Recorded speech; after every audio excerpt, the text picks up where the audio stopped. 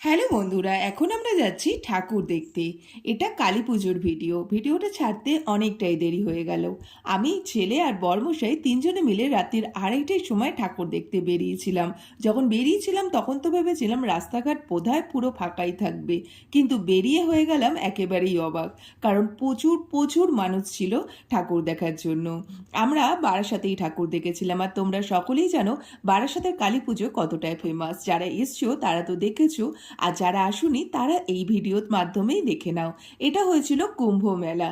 এটা আমাদের বারাসাতে আগুয়ান সঙ্গে করেছিল।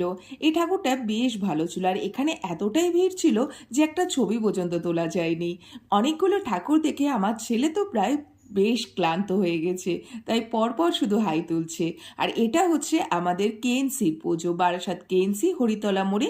এখানে করেছিল হে বঙ্গভূমি তুমি অন্তর্জামিন। এখানে প্যান্ডেলের থেকে প্রতিমা হয়েছিল খুব সুন্দর। আর এটা হচ্ছে আমাদের সন্ধানী 11 নম্বর রেলগেটের ওখানে। এখানে করেছিল ইসকনের মায়াপুর মন্দির। মোটামুটি বেশ ভালোই লেগেছিল, তবে নজর কাড়া ছিল প্রতিমাটা।